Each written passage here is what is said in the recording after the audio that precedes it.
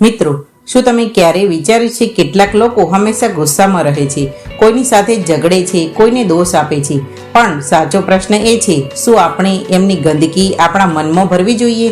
ચાલો આજે એક એવી સાચી ઘટના સાંભળીએ જે તમારા વિચારો બદલી નાખશે.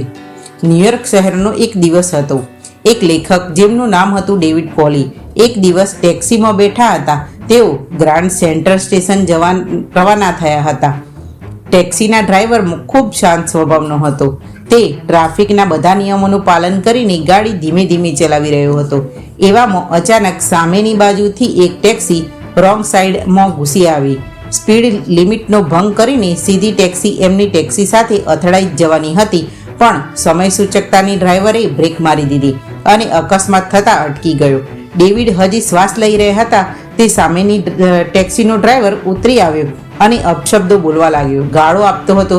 તેણે કહ્યું, ચલાવતા નથી આવડતું? ડેવિડને નવાઈ લાગી. દોસ્તો સામેના ડ્રાઈવરનો હતો તો પણ આ શું? એ સમયે ટેક્સીના ડ્રાઈવરે જે કર્યું તે જીવનનો એક પાઠ બની ગયો. તેમણે શાંતિથી કહ્યું, સોરી ભાઈ, મારી ભૂલ હતી. સ્મિત આપી, બે હાથ જોડે અને કહ્યું, have a good day. David આશ્ચર્યમાં પડી ગયા. થોડા અંતર બાદ પૂછ્યું, ભાઈ, દોસ્તો એનો હતો, તમે માફી કેમ માગી? ડ્રાઈવરે રિયર વ્યૂ મિરરમાં જોઈને કહ્યું, સાહેબ, કેટલાક લોકો કચરાની ગાડી જેવા હોય છે, જેમના મનમાં અકળામણ, ગુસ્સો, ઈર્ષ્યા, અહંકાર અને દુઃખ ભરેલું હોય છે, અને જ્યારે એ છલકાય છે ત્યારે તેઓ ગંદકી અન્ય લોકો પર ફેંકી દે છે.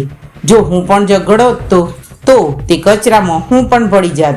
ડેવિડ પોલી આ એક જ વાક્યથી એટલા પ્રભાવિત થયા કે તેમણે આ બનાવ પર એક પુસ્તક લખ્યું, the law of garbage truck. લોકો શું બોલે છે એ આપણે નિયંત્રણ કરી શકતા નથી, પણ એવી પ્રતિક્રિયા આપવી કે આપણા હાથમાં છે.